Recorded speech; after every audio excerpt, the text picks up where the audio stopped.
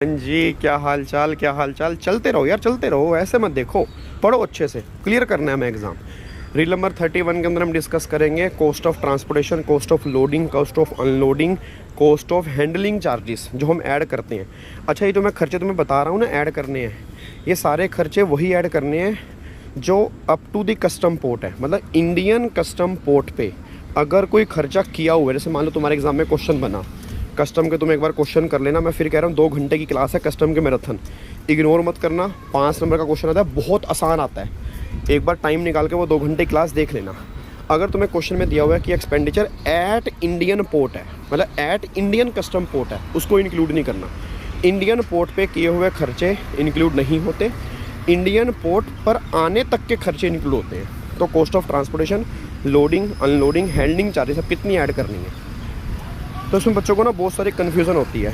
तो पहले तो आप ये समझो, जब तुम्हारे एग्ज़ाम में क्वेश्चन आएगा, अगर तुम ट्रांसपोर्टेशन, लोडिंग, अनलोडिंग और हैंडलिंग की बात करोगे, सबसे पहले आप ये चेक कर लो कि जो भी आपने सामान इंपोर्ट किया है वो इंपोर्ट आपने कैसे किया है। अगर आपने सामान इंपोर्ट किया है बाय एयर, अगर आपने सामान इंपोर्ट किया है बाय एयर, तो हम कितना ऐड करेंगे। अगर हमें एक्चुअल ट्रांसपोर्टेशन कॉस्ट दी हुई है, अगर हमें एक्चुअल ट्रांसपोर्टेशन कॉस्ट दी हुई है, तो एक्चुअल और 20% of FOB which ever is less.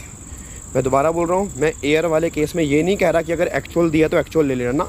अगर क्वेश्चन बाय एयर वाला है तो एक्चुअल और FOB का 20% विच एवर इज़ लेस वो लेके चलना।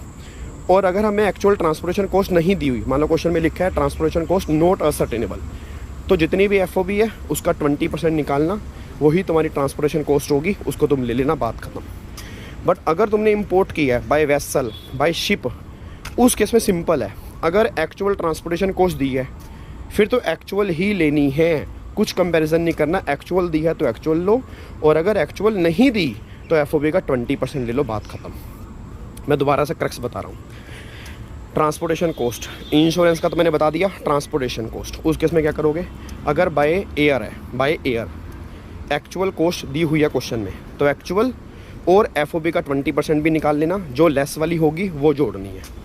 अगर एक्चुअल नहीं दी फिर तो FOB का 20% ही निकालना है और वो जोड़ लेनी है। बट अगर आपने इंपोर्ट किया बाय वेसल और अगर एक्चुअल ट्रांसपोर्टेशन कॉस्ट दी है तो एक्चुअल लेनी है, और अगर एक्चुअल नहीं दी तो फिर FOB का 20% जो होगा वो लेके चलनी है। ये आपका cost of transportation, loading, unloading, handling charges till custom port तक के खर्चे ये ऐड होते हैं। और इसके बाद अब तुम्हारे FOB में ये जोड़ दोगे, तुम्हारा CIF आ जाएगा। रेट ऑफ एक्सचेंज क्या होगा बता दिया, रेट ऑफ ड्यूटी क्या हो गया बता दिया, आपकी ड्यूटी निकल के आ जाएगी जी।